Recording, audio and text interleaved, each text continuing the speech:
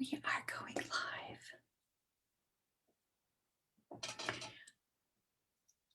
Are we live? I don't know. I think we might be. And this is episode 32. So we are here live to talk about the emotion code. So if you are one of those people who is having difficulties in a relationship, and it doesn't matter if that's with your spouse or a work person, your neighbor, your animal, maybe your animals are having difficulties with each other.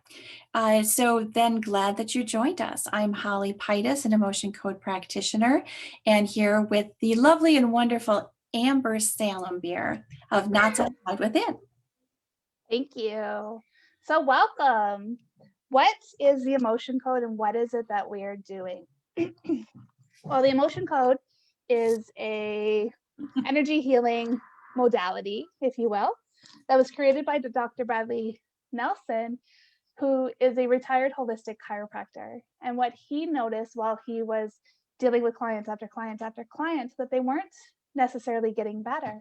And he couldn't figure out why. And so, he came up with this modality when he tried to figure out whether or not there was underlying emotions that were causing those, elbow pains or knee pains or what have you. And as he grew and expanded, learning different types of modalities and really getting into energy medicine, he realized that, yes, at the root of everything are these emotional energies that we store, and they could be affecting your health, your relationships, your money and finance, your business. Every single aspect of your life is, at the root of it is some sort of emotion that you have carried with you, and they might not even be yours. So you could have trapped emotions, absorbed emotions from other people, inherited emotions, and they're all causing different issues within your life that are stopping you from going forward.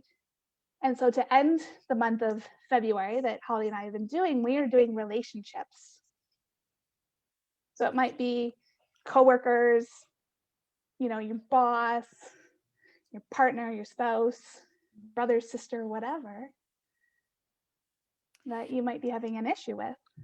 Yeah, and that, can also not only be a current relationship, but it could be a past relationship. So maybe you had a breakup a long time ago, and your mind still continues to wander to thoughts of that particular person or what went wrong or what could have been if it hadn't gone wrong. And so this can help release that emotional connection that you have to the person. And it's not like you're not going to care about them anymore. It's not like you're just going to, cut them out of your life.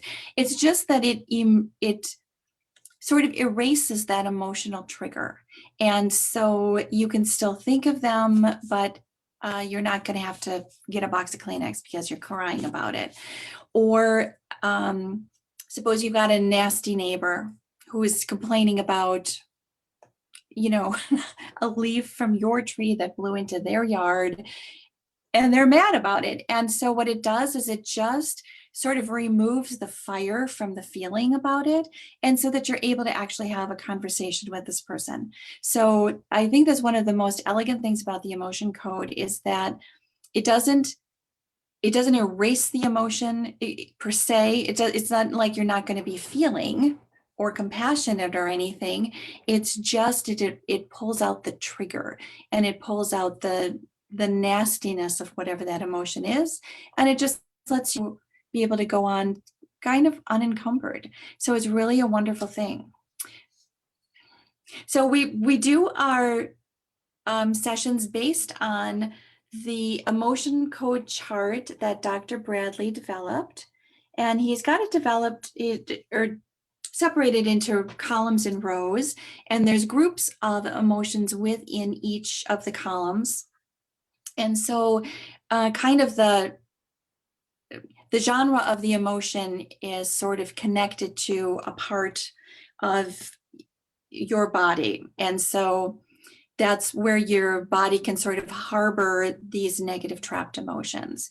So for example, in row 4, column A, there's anger, bitterness, guilt, hatred, resentment. They're all pretty heavy duty heavy duty kinds of emotions. And row 4 is the part that designates your liver or your gallbladder. And so if you think about your liver and you think about somebody who's angry or bitter, and then you think about an alcoholic that you probably know, who can be the nicest person without a drink, and then they start drinking and suddenly they're nasty, they're mean, they're insulting, they're bitter. Maybe they start crying. They might be one of those people that it's like, oh, my life could have been different if I never would have hit the bottle. And so it just sort of makes this energetic sense that the liver is storing all of this anger, and that's also where you get cirrhosis of the liver, because your liver can't process all the anger or all of the alcohol. So if the emotion code is new to you, sometimes people think, well, that's sort of different. I don't know if I really can believe in that.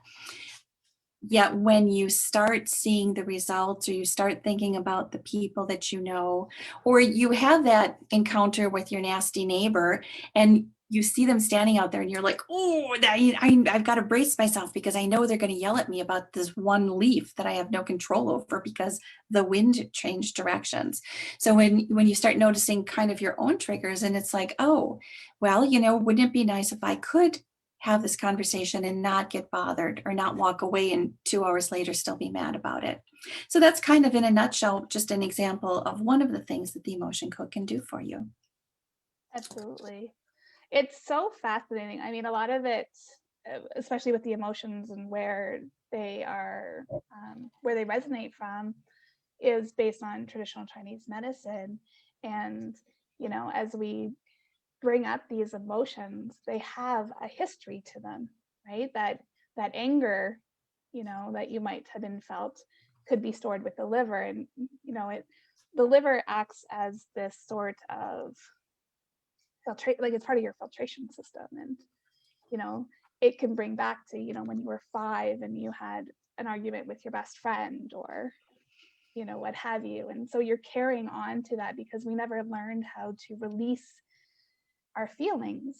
It's not something that we're told to, suck it down, shove it down, and keep moving forward. We're not actually taught to, how do you manage your emotions? What is your, emotional intelligence, if you will, as to how we handle things. And the number one question I always get asked is, how do we know that we have blockages, or how do we know that this is something that will work for me? Well, look about your day. Are you 100% happy in every single area of your life? 2, are you being triggered at any point? And a trigger is that instant reaction. So, something happens, you instantly react. What is happening is that, you're bringing forth not only the emotion from this moment, but you're also bringing forth all sorts of different emotions that you've been carrying all forth. And in that moment, they could all be triggering for you. So it's not just that in the moment situation, but it's all different sorts of situations that were similar to this. Mhm. So once you start clearing these, you'll notice that you're not being triggered by them anymore, that a situation won't, affect you the same way that it did. Yeah, and so often, I mean, even there are some people, they don't realize that they're being triggered, but I think a lot of us, by the time you're 30 or older, that somebody walks in the room, they say something, and you're like, my brother used to say it just like that, and that always made me mad. And so now you don't like this person who maybe is your boss or a coworker, or your child's teacher or something, because it triggers that thing. And then you can even consciously say, gee, I know that these are 2 different people. I know that I should not have this reaction to this person, but you can't help it. And the reason that you can't help it is because it's trapped in your subconscious mind. So once you have an experience, it is in the memory bank. And whenever you encounter a similar situation, the subconscious mind goes, oh, wait, I know how to handle this because this is what I did. Unfortunately, it can't distinguish between what you did when you were 4 and what you're going to do now that you're 40. So it'll always revert back to what it knows. And it's this old habit. It's just like your hard drive on your computer, that there's this record, and when you're filing, if you want to try to file a file on your computer and you go to save it, it says you want us to save it where that other one was, like this. So that's exactly what your mind does in your body. And I think also in terms of emotion, lots of times we're talking about anger or frustration or things like that. But I think grief is also another really good explanation, because you can be talking about a happy day, like the happiest birthday you ever had or the happiest wedding day you ever had, and you're like, oh yeah, it was great, it was wonderful. But if you start talking about the day that someone that you loved got really sick or had an accident or died, and man, you can say it was 20 years ago, and the tears come, the emotion is there, it's raw, it's almost like it just happened. And that is a trapped emotion that it's just going to trigger that reaction. And so if we were to remove something like grief from you, does that mean you're not going to be sad because the person died? No, you will still be sad, but it's not going to throw you into this loop of crying until your eyes are swollen. So I think that that's one of the things that's, until you experience it, is kind of hard to explain, because it sounds rather magical, but in essence, it is a skill. It's based in science. It's always a big topic, at least in the United States right now. What's the science? And so it is quantum physics. And so we have our physical bodies, but there's this energy field that happens around us. And whether you believe it or not, or whether you acknowledge it or not, it's still actually there. And like you can meet a person, you say, well, their bubble's kind of big, or somebody got into my bubble, or what have you. Or you can know immediately when you meet someone that you just feel a warmth and a connection with them, and it's like your instant best friend. And it's just because you have this cohesiveness with your energy. So, and I think it's really interesting, Dr. Brad talks about it in his book, that people's heartbeats will sync. So if you are within, it's like 10 or 12 feet, and you're in a room of people, if everything is all copacetic and getting along really well, your heartbeats will beat in sync with each other. So that is amazing. I'm learning about that now, actually. That's a really good way to to be near somebody, especially if you want to have a difficult conversation, is to just sit in front of them and put your hands on each other's heartbeats, and your bodies will naturally sync. And you become this co-regulation, so that you can calm each other's nervous systems. Most of the time, all of our nervous systems are all activated, and so that's when we're living in this fight or flight mode. So even the smallest thing will trigger that, and our bodies go kind of haywire. But if you can calm yourself down, calm that central nervous system down, even with around other people, you begin to tell yourself that it's safe and your body is safe. It's really cool what our bodies can do, and how it affects each other and whatnot. So I've got some people that are joining. So good morning, good afternoon, Natika and Nazma. Welcome, welcome, welcome. We are doing sessions today. So if you are looking to release some emotions around, a certain person, maybe it's your relationship with your partner, an ex-partner, children, family members, coworkers, when you think of that person, is it, purely joy and full of love and happiness? Or do you think you might be, harboring on to some sort of negative feeling? And every time you think of that person, it just brings up all of these negative emotions. And what we want to do is help clear away a layer of those negative emotions, so that you can start thinking of them in a more positive way, for your sake. You may not have that relationship back, but you'll start to feel better. And at the end of the day, it's all about letting go, and forgiving is all about us. It's not about the other people. It's about us, to bring us into a higher state of vibration.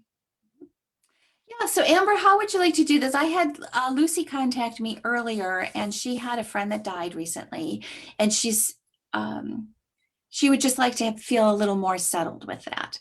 And so I could definitely work on her now or a little bit later. Or if there's someone that you wanted to work on, we're about halfway through already. And so, sometimes we just like to talk because we find the emotion code really fascinating.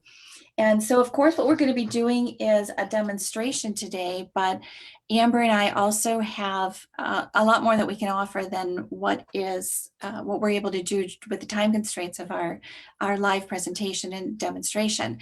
So both of us have websites or through our Facebook pages, which I think most of you connected with us through Facebook, but Amber's at knotsuntiedwithin.com and also Facebook and also Instagram. And so I am at getfeelingbetter.com, Facebook, Instagram. And so we both offer consultations. So if there's some questions that you have before you would actually be ready to book a session, we'd be happy to spend some time with you and let you know what we can do. We also both have a menu of items that's on our website. It's just a list of things that other people have found to feel relief from using the emotion code. And that's random things, I mean, it's like nail biting or chewing your hair or some people have, like itchy eyes, or maybe it's an ache or a pain. And so there's lots of different things. Or some people, want to stop smoking. I run a special program for that. Weight loss is always a good one. Sometimes people just have a habit of a food that they, like they really want to stop eating M&Ms and they just can't stop themselves from buying them. So we call it deleting a food or breaking up with bread, because you just need to stop it. And again, it's one of those things people are so used to having to deny themselves a food, like, oh, I'm going to this party and I know there's going to be M&Ms and it's going to kill me to try to give them up or not take them. And you can see the dish of M&Ms. You might even have one or two and go, yeah, these are really not that big a deal anymore. And it just sort of like removes the compulsion to eat them. And so I don't want to beat up on M&Ms, because there's lots of candies or treats or cakes or, certain kinds of donuts or what have you. Everybody's got their favorite pig out food. And so this can just help you not have to be compulsive about it. Absolutely, absolutely. Summer is saying hi, Holly. Hi, Amber. And Atika would like to, she has a negative emotions with her mom and she would rate it as an 8. So I can certainly work on her if you want to narrate what it is that I'm doing. Certainly. So while we're doing this, so the first key here is actually in the volunteering. So thank you so much, Natika, for volunteering. So by doing so, you gave permission. And so with that permission, Amber is able to energetically connect with you. And this is, I know a lot of times people wonder if this is going to interfere or be a cross with their religious beliefs, and it's not. And so again, this is from a scientific kind of thing. So we do have these energy bodies. We can connect. I'm sure you've probably had the experience of thinking about a friend, and next thing you know, you get an email from them or a phone call and you're like, I was just thinking about you. Or something that's funny, I know with people that I work with, we don't plan it ahead of time, but all of a sudden we're talking to each other and we realize we're wearing the same colors. It's like, okay, random. Why did we choose today to wear blue? Or why did we choose today to wear pink, or what have you? So again, it's just that energy thing. You're kind of in the greater consciousness. So the other part of the permission is that allows Amber or the practitioner to connect with you by proxy. So she's going to be able to ask questions of herself as if it's you. And again, this is in your subconscious mind, but it's not nosy. It's not revealing anything wild or anything like that. It's simply a yes or no question. So in this case, she might say, am I having a difficulty with my relationship with my mother? Yes or no? Is there something like a trapped emotion that I have that's making this difficulty prevalent? Answer will probably be yes. And then she's going to go through this chart of emotions that, sorry, I dropped it. The chart of emotions, and just going to say, okay, well, is it in column A or is it in column B? And is it in this row or is it in that row? And she's going to weed down to the exact emotion. And one of the things, you might say, well, why can't you just say, any bad emotions just go away? Well, it's not like that. That's the emotion itself is there for some sort of reason. Probably thought it was self-protecting you at the time. And like, again, if you got mad, you got really mad, you're like, wow, I'm just going to stay mad at this person. Well, that anger just sits there then. So it wants to be acknowledged before it can actually be released. And so if for example, if your name is Smith and you've got 10 family members in the house and somebody knocks on the door and say, I'm here for Mr. Smith, it's like, okay, well, there's 5 guys inside. Which Mr. Smith do you want? Do you want, John Sr., John Jr., John the Third? And it's got to be stated specifically. And then that emotion can essentially just dissipate. So the way we do that is through something called kinesthetic muscle testing. And so, so Amber is demonstrating that. So when we are speaking our truth or speaking in love or positivity, our muscles are just naturally strong. And this is also how a lie detector test can work, that our bodies are essentially vibrating at one level if it's truthful, and then we kind of tense up a little bit if it is not truthful. And there are ways, and I can go through this in a minute, for how you can sort of self-test. There's something called the sway test, and it's actually pretty astounding. But I'm not sure, Amber, are you still working on Nitika, or you're still working? Okay, so then let me tell you about the sway test. And we're drawn to things that are good and positive, and we repel things that are bad or nasty or something that we think is evil or not nice. So if you're standing and you're thinking about, you just sort of, take a deep breath and you think about the word love, or you think about something really beautiful and you have your eyes closed, if you just stand there for a moment, you'll find that you're just sort of going to lean forward, because you're going to lean into whatever this wonderful thing is. And if you say something like hate or war or evil, you're from that same position, you're going to wind up sort of falling away from it. And so the sway test is something that anybody can do really at any time, and test it out yourself, because you'll find that it works. So what Amber and I do, there are several different techniques, and so Amber uses something called the ring and ring. So if she's doing it and it's positive, or the drawbridge, yes is a firm lock, and a no is something that just sort of let it go. It's a no. So it's something that we've both practiced with the courses from Dr. Nelson. And so it's amazing how correct it is. And one of the other things about this is that we're not attached to the outcome. So we're not going to hope that the answer is one way or another way, or try to sway it into one way or another way. It's just simply yes or no. Is it this emotion? Is it that emotion? Is it something that I got on my own? Is it something that I absorbed from someone else? Is it something that I inherited from someone else? Is it something that, although I gave up the emotion, I'm still sort of vibrating at that level, almost like when you ring a bell, you've stopped ringing the bell, but you still have that reverberation a little bit. And it's just sort of the vibe that you're putting out. So yes. And then what happens is there's something that helps to make it work well is to drink some water.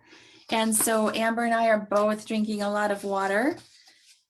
The thing that happens with water is that whatever goes in has to come out. So, There's a lot that happens from drinking a lot of water, but it just keeps our energy system flowing really well.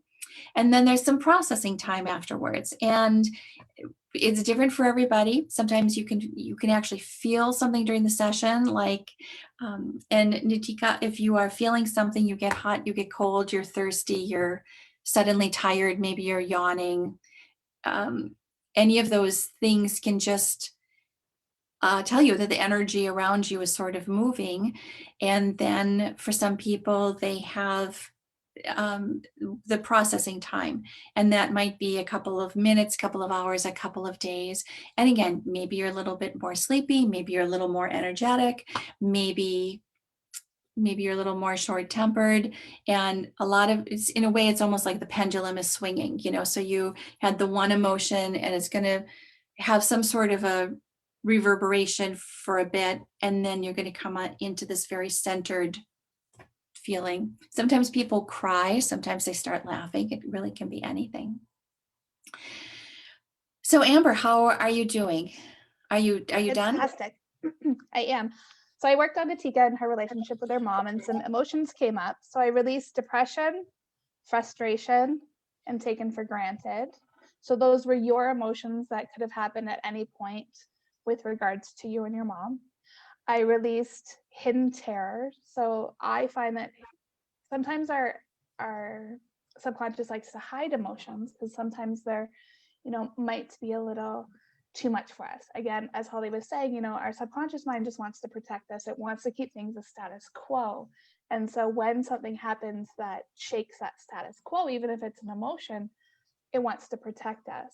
So an emotion of terror came up. You had a vibrational resonance of confusion. So that's an emotion that is vibrating all of the time. Not that I know your mom, but maybe she could be sending mixed signals to you, and so you're constantly feeling confused because you're not sure how to take the information coming in, and you could have had past experiences which then get brought forward when you're having those, and it senses this emotion of confusion into your body, and you're constantly vibrating at that. And then we had absorbed guilt. So you absorbed some sort of emotion of guilt throughout your life that, is with an absorbed emotion, we can do one of two things. We're either going to take that emotion on and we're going to feel guilty all of the time, or we're going to try and avoid feeling guilty as much as possible. And it's like, you get that pimple on your face and you try to cover it up or what have you. It's similar to that we just don't want to feel that. So I've gone ahead and cleared all of those emotions. And so that's, again, healing is like an onion. So we've taken off the first layer of that onion, but there still could be more work. So it might, I have a hunch that you might start thinking about your mom more in a more positive light, or even just little nudges. It may not be this huge thing that, all of a sudden you're looking at that person and, you're having all of these emotions of love, because there still might be more layers, especially, how long the relationship was, if there was any trauma in that relationship or any negative experiences. It's just like barrier after barrier. And as we continue to release all of that, any cords that you might be attached, any heart walls and stuff like that, then you can start to look at the person in a completely different light and be able to, have a more positive view towards them. They wouldn't have changed, but your perception of them has changed. And she says, yes, I felt some pain in my left arm and some energy moving in my head. She feels very thirsty. She felt a lot of confusion with her. Wow, thank you so very much. You are very, very welcome. We are so grateful to be here to do this work. This is the end of our noon session that Holly and I put on every Monday. We're not sure what we are doing for the month of March yet, but stay tuned for that. I'm sure it'll be something super exciting. And if you noticed, or if you liked what you saw over those little few minutes of us helping with Antika, then please book a consultation so that we can look further into what is going on with the emotions that you're storing so that we can help you move further in your life and help you have a more positive experience in life. Yeah, so thank you so much. We're going to be back next week, Monday. So do come in and join us. And if you have a chance to pop into any of our pages and leave a comment, we always love that. We find it very motivating and we get all excited about it. So we'd love to have a connection with you. Thank you. Absolutely. I'm live again on Wednesday at 7 o'clock Eastern Standard Time and on Friday this week at 11 o'clock a.m. Eastern Standard Time. So I look forward to seeing you then. If not, we'll see you next Monday. Have a great week, guys. Bye. Thank you.